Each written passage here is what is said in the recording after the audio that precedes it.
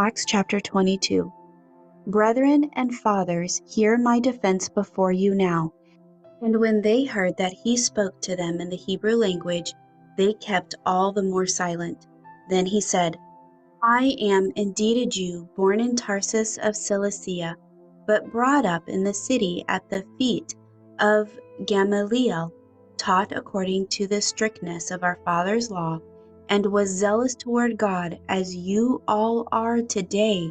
I persecuted this way to the death, binding and delivering into prisons both men and women, as also the high priest bears me witness, and all the council of the elders, from whom I also received letters to the brethren, and went to Damascus to bring in chains even those who were there to Jerusalem to be punished.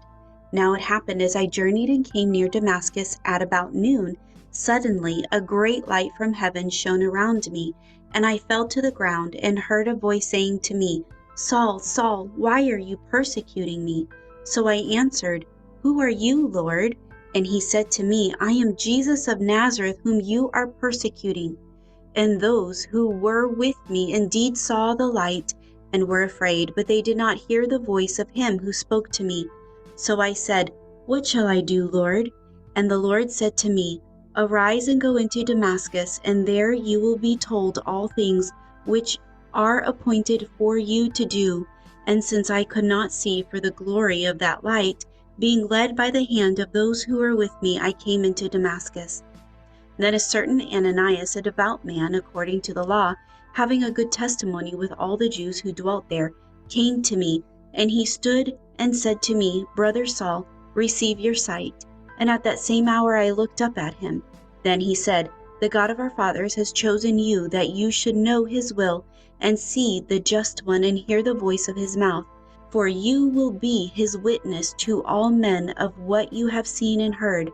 And now, why are you waiting? Arise and be baptized, and wash away your sins, calling on the name of the Lord.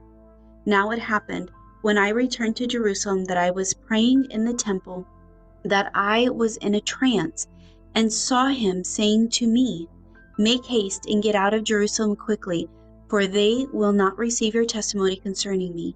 So I said, Lord, they know that in every synagogue I imprisoned and beat those who believe on you. And when the blood of your martyr Stephen was shed, I also was standing by, consenting to his death, and guarding the clothes of those who were killing him.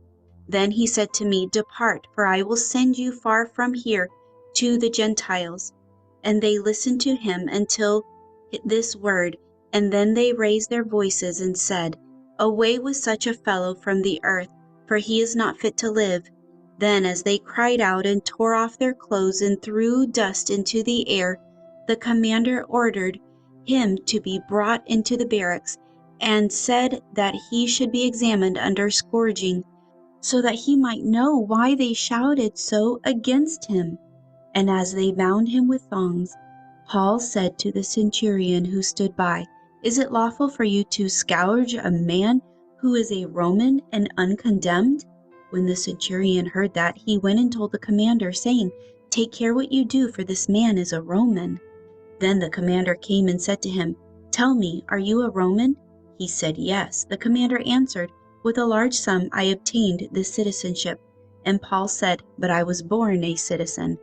Then immediately those who were about to examine him withdrew from him, and the commander was also afraid after he found out that he was a Roman, and because he had bound him. The next day, because he wanted to know for certain why he was accused by the Jews, he released him from his bonds, and commanded the chief priests and all their council to appear, and brought Paul down and set him before them.